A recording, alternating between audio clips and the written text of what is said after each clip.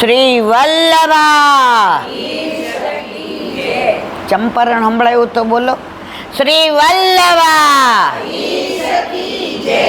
ગિરિરાજ શ્યામ સુંદર શ્રી અમને શ્રી ગુસાઈજી પરમ દયાળ કી, શ્રી ગોકુલ નાથ की दाव दयाल की, श्री नवनीत प्रिया लाल की, अपने माथे विराता सेव्य स्वर बधाई वैष्णव ने जाजा કરી જય શ્રી કૃષ્ણ.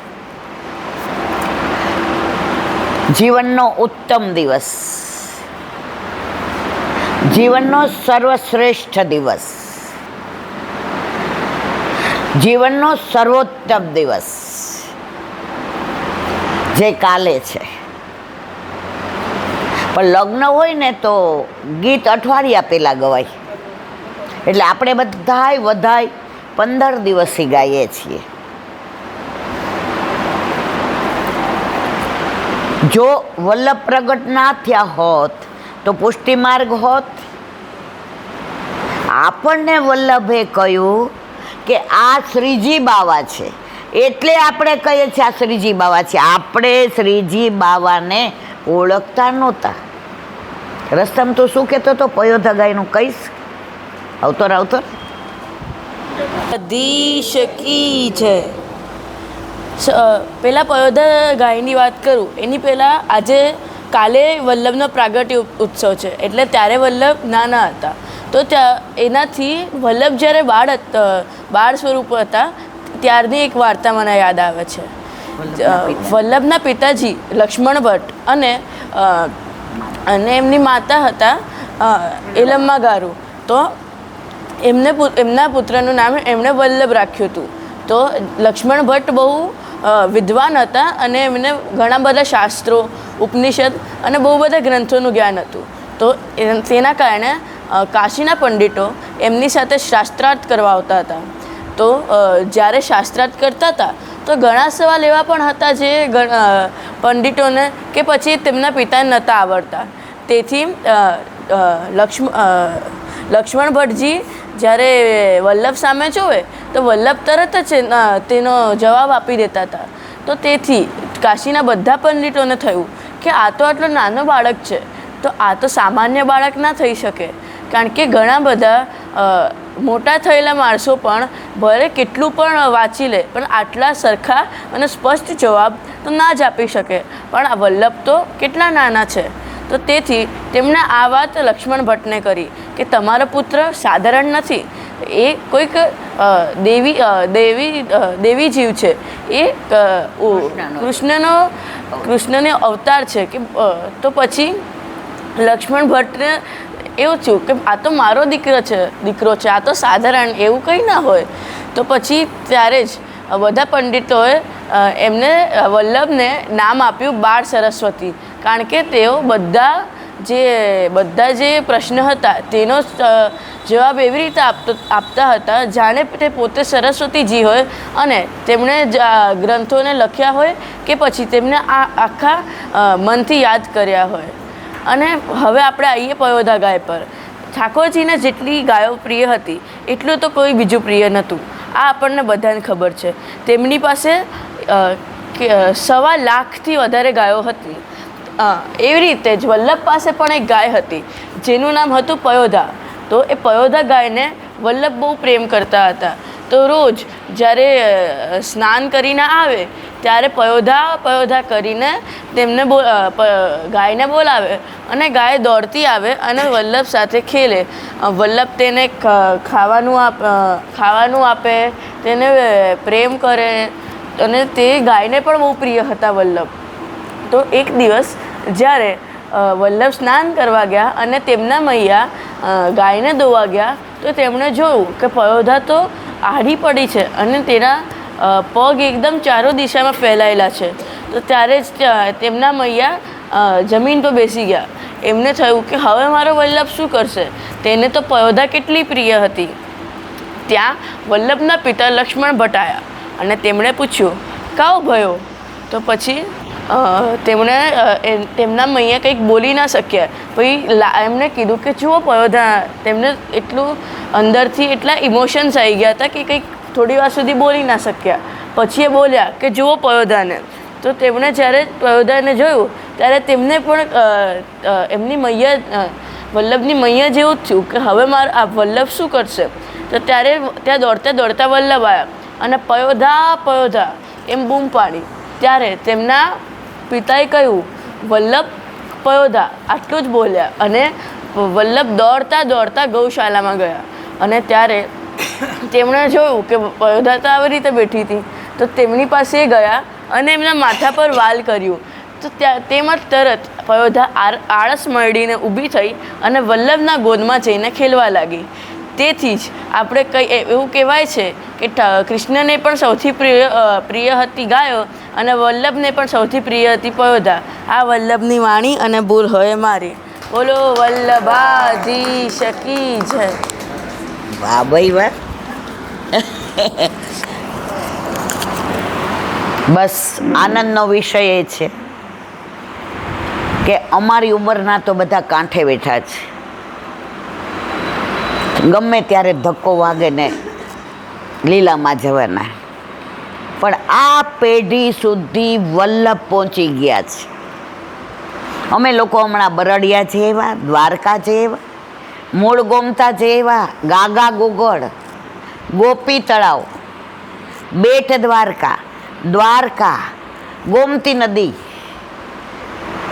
સૌથી વધુ મને મળવાવાળા હોય તો આવડા બાળકોને યુવાનીઓ. અને એમાં યુવાનો પોતે પર્સનલ ઠાકોરજીને પુષ્ટ કરાવીને સેવા કરતા હતા. સવારે કોલેજ જાય તો વહેલા ઉઠીને દૂધ મિશ્રીના ભોગ ધરીને જાય. આવીને પછી સર્વોત્તમ કર્યા વિના સાંજનું જમણ લેતા નહોતા. તો વલ્લભે જે ઉઘાડા ચરણે 3 પરિક્રમા કરી કે ઘરે ઘરે ઠાકોરજી હોય. અત્યારે સ્વપ્ન સૌથી વધુ બધા ડરતા હોય બ્રહ્મ સંબંધ લઈને, તો ઠાકોરજી કોઈને પુષ્ટ નથી કરાવવા.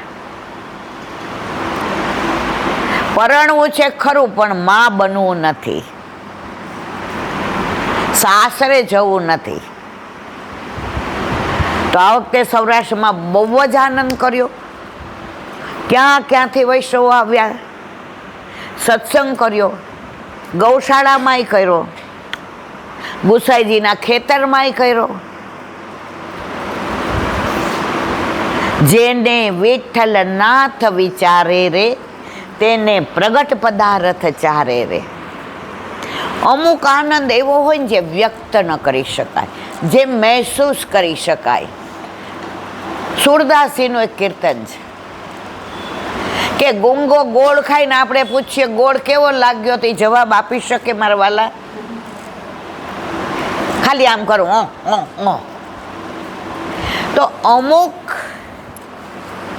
આપણી સાથે એવી લીલા થઈ હોય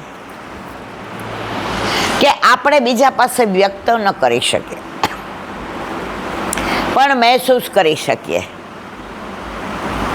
સૌથી વિશેષ આનંદ આવ્યો હોય તો તમને એક ખૂબ જ એવી વાત જેને શબ્દો ન પાય. ત્યાં વહુજી મારા દ્વારકાથી પધાર્યા, કાલેન્દી વહુજી. રાતના અમને એમના સૈયા મંદિરમાં બોલાવ્યા. મેં તો જે થોડો સત્સંગ કરો ને. એ કહેલા બેન આટલા વર્ષમાં ક્યારેય, મેં તો કરો ને મારવાલા. અને એમણે જે સત્સંગ કર્યો અને પોતાની અંતરની ઉર્મી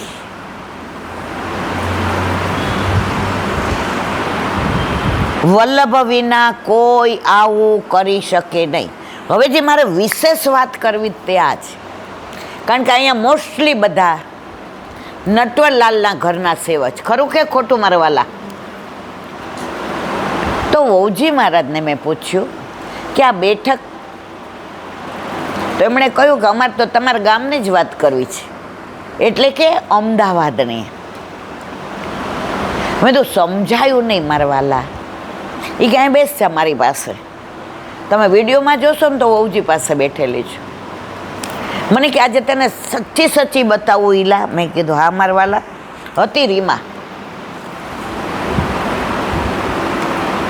આ બેઠકજી નટવરલાલની માથે બિરાજતી હતી. બરડિયાના બેઠકજી નટવર ગોપાલ માથે બિરાજતા હતા. એની પેલા એમના દાદા. અને સાવ જંગલ. તો ઉજી મહારાજ કે નટવર ગોપાલ આઈ પધાર્યા. જંગલ, કાંટા ને કાંકરા. હવે જેવા ગુસાઈજીના દર્શન કર્યા તો મહારાજશ્રીના બેઠકના સ્વરૂપના વાતાવરણ ને એટલું બધું ગમી ગયું. તો અમદાવાદથી જે પધાર્યા એને કહ્યું મૌસાજી મારે એક વાત કરવી છે. હા લાલન, જો હો બોલ દો. મૌસાજી એ બેઠક મેરે કો દે દો. સમજ્યા બધાય? તો આ બેઠક જે મસારવા છે એમ બરડિયાની પણ નટવરલાલ માથે બિરાજતી હતી. અત્યારે હવે નટવર ગોપાલ માથે બિરાજે છે, એટલે કે કાલિંદી વહુજીની માથે. તમે ગુસાઈજીનું સ્વરૂપ જુઓ. અંદર તમે ગર્ભદ્વારમાં જાઓ, તમને એવું લાગે કે ખરેખર ગુસાઈજીના ઘરમાં જ આવી ગયા છે. એવું જ રસોડું, એવું જ માહોલ અને એવું જ વાતાવરણ, એવી જ ગાયો. દર્શન ખુલે એટલે બચરા તો દોડતા દોડતા કેવા નાચતા હતા ને ગાતા હતા ને. તો આજે મારે વાત કરવી છે વલ્લભની. એક મિનિટ, વાત કરવી છે વલ્લભની. વલ્લભની વાત કરવા, વલ્લભના ગુણાનુવાદ કરવા માટે જીવનું કોઈ સામર્થ્ય નથી. પણ લગ્ન હોય અને દાદીમાં 100 વર્ષના થયા હોય ને તો એના દીકરાના ગીત ગાવા ગમે. દાંત મોઢામાં હોય નહીં, લાળ પડતી હોય, નાકમાંથી લેટ જતી હોય, આંખમાં પાણી હોય, પણ એને હરખ શું હોય? મારા પ્રપૌત્રના લગ્ન છે. એમ મારા જેવા ભલે કશું જ ના આવડે, જો પે શ્રી વલ્લભ પ્રગટ ના હોતે, વસુધા રહેતી સુની નાતર, વસુધા રહેતી સુની. કાલે વરુથીની એકાદશી. વરુથીની એટલે વરદાન આપનારી. ચૈત્ર માસને માધવ માસ પણ ગીતાજીમાં કહ્યો છે. માધવનો માસ. મા એટલે લક્ષ્મી દે, ધવ એટલે ઠાકોરજી. આ માધવ માસ છે. તો ચૈત્ર મહિનામાં વલ્લભે પ્રાગટ્ય એટલે લીધું વસ્તુતઃ કૃષ્ણ. વલ્લભ એ બીજું કોઈ જ નથી, સાક્ષાત કૃષ્ણ છે. અને એવા દર્શન રણછોડજી તરીકે આપ્યા છે, રામચંદ્રજી તરીકે પણ આપ્યા છે.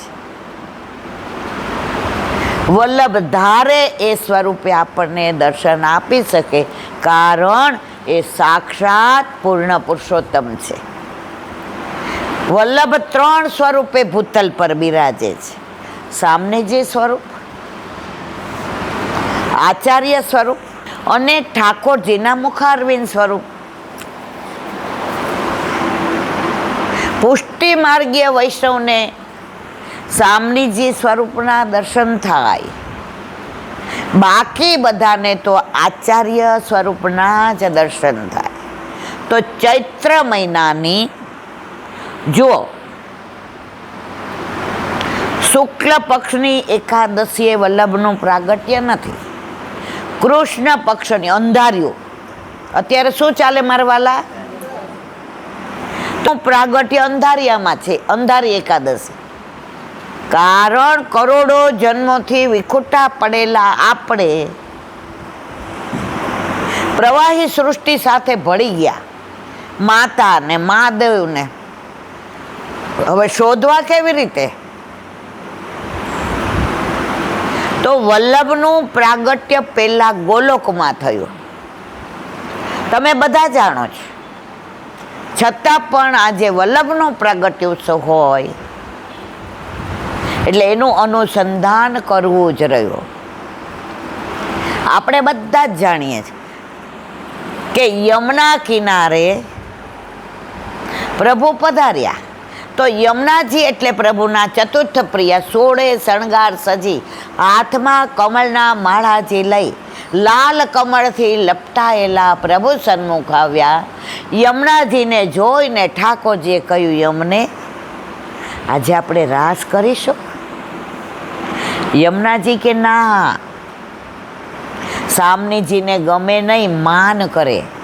પ્રભુ કે એ ચિંતા છોડો, અત્યારે અહીંયા કોઈ નથી, આ વ્રજ ભક્તો તમે ને હું. યમુનાજીએ ના પાડી પણ પ્રભુએ હઠ કર્યો અને યમુનાજીને ઠાકોરજીને વ્રજ ભક્તોએ રાસ કર્યો.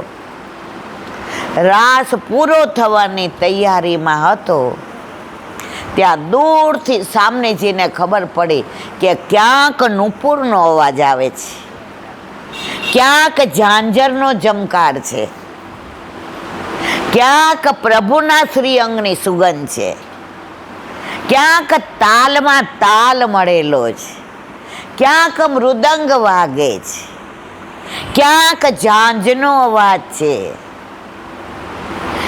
ક્યાંક કોયલ કોહ કોહ બોલે છે. ચોક્કસ રાસ પ્રભુ જ કરી રહ્યા છે. સામનેજીથી રેવાયું નહીં. સામનેજી દોડતા આવ્યા. દૂરથી આવતા જોયા યમુનાજી સમજી ગયા કે સામનેજી માન કરશે અને મનાવવામાં પ્રભુને શ્રમ પડશે. યમુનાજીથી પ્રભુને શ્રમ પડે એ જરા પણ સહન થાય નહીં.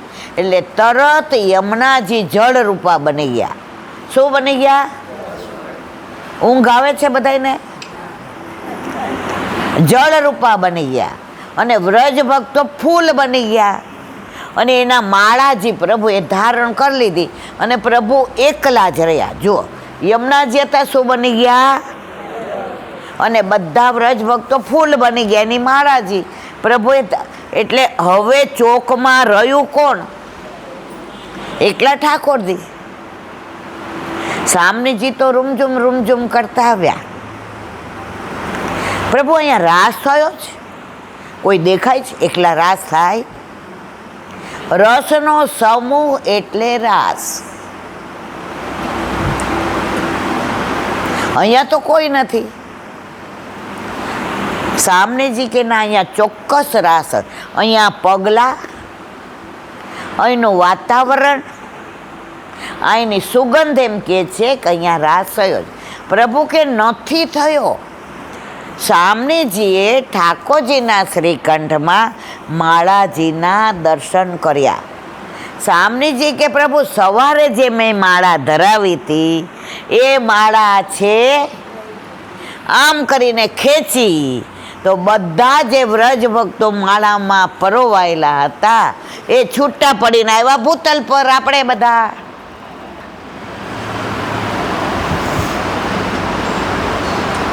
અને પછી સામનેજી ને ઠાકોરજીએ કહ્યું કે આ મારા વ્રજ ભક્તો વિના હું રહી નહીં શકું. એક મિનિટ.